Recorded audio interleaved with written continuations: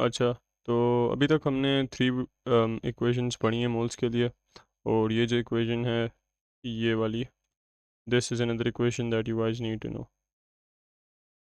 Moles is equal to number of particles of a substance divided by ये number जो हमने पहली video में पढ़ा था, एवोगैड्रोस कांस्टेंट। ठीक है।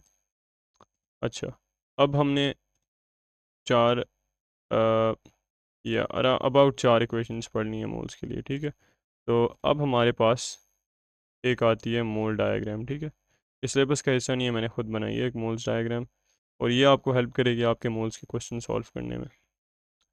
इसमें से अगर आपके पास मोल्स हों तो आप इस डायग्राम में कहीं पे भी जा सकते हैं। ये बेसिकली आपकी एक सेंट्रल हब है। ठीक है, आपके पास मोल्स हों, आप ये भी निकाल सकते हैं, ये भी निकाल सकते हैं, ये भी निकाल सकते हैं, ये भी निकाल सकते हैं, सब कुछ फाइंड कर सकते हैं यूजिंग योर मोल्स।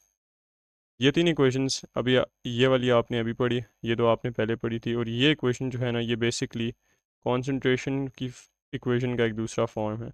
जो आपने पढ़ी थी, concentration is equals two moles divided by volume, तो इसमें मोल्स को सब्जेक्ट बना दिया गया है और ये इक्वेशन बन गई है। ठीक है, अब इसमें आपने ख्याल करने की जो कॉन्सेंट्रेशन है ये मोल्स पर डी क्यूब वाली है, ग्राम्स वाली नहीं है।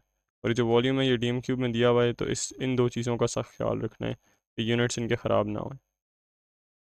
अच्छा, अब सपोज़ करें आपको वॉल्यूम ऑफ गैस दिया हुआ है और आपको कहा हुआ है मास फाइंड करें। तो आपको पता है कि वॉल्यूम ऑफ गैस जो है, अगर आपको सी एम क्यूब में दिया हुआ है तो आप 24,000 सेंटीमीटर क्यूब से डिवाइड करेंगे, आपके पास मोल्स आएंगे, और फिर आप क्या कर सकते हैं, मोल्स को इक्वल पुट कर सकते हैं मास ओवर ए आर या एम आर के।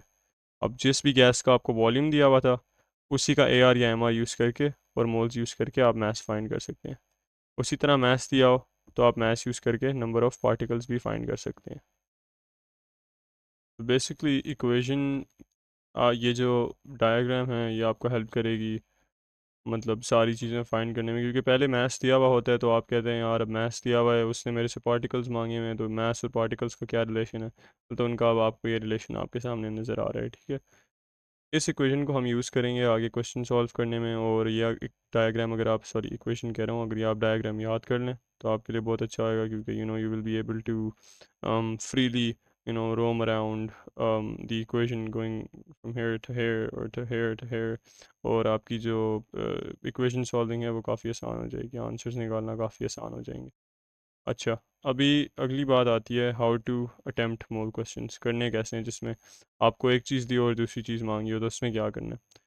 देखें, सबसे पहले आपने अपनी जो आपको क्वेश्चन में इंफॉर्मेशन हो, आपने सबसे पहले कुछ करने से पहले यूज़ करके और मोल्स फाइंड कर लेने हैं। ठीक है, सबसे पहले आपने अपने मोल्स फाइंड कर लेने हैं, क्योंकि हमने जैसे अभी देखे मोल्स हमारा सेंट्रल हब है, तो हमारे पास मोल्स आ गए, अब हम कुछ भी फाइंड कर सकते हैं।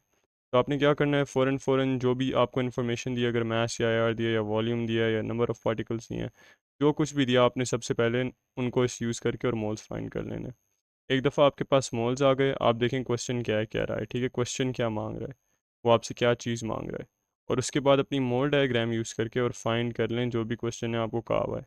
अब आप वो कैसे करेंगे, फर्स्ट करें, आपको क्वेश्चन में दिया हुआ था कि आपके पास किसी चीज़ का मास है, लेट से आपके पास आपको सोडियम हाइड्रोक्साइड का मास दिया हुआ था, आपको एक्स मास दिया हुआ था, तो आपने क्या करना है, फ़ौरन एक्स को यहाँ पे रखना है, एम आर यूज़ करना है सोडियम हाइड्रोक्साइड का और मोल्स निकाल लेने हैं।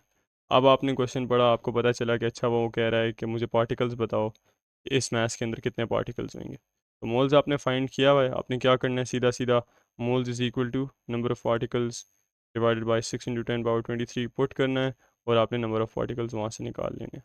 तो आपने करना क्या, आपने सबसे पहले मोल्स फाइंड करने हैं, आपने देखना आपको दिया क्या हुआ है, और जो आपको दिया हुआ है वैसे आपने मोल्स फाइंड करने हैं, और मोल्स के बाद यू कैन फाइंड एवरीथिंग। तो इस पर हम और क्वेश्चंस भी करेंगे, और I will also do a practice question video if I can, or we'll learn how to use this diagram to its maximum efficiency. So thank you guys for watching, and I hope this helped.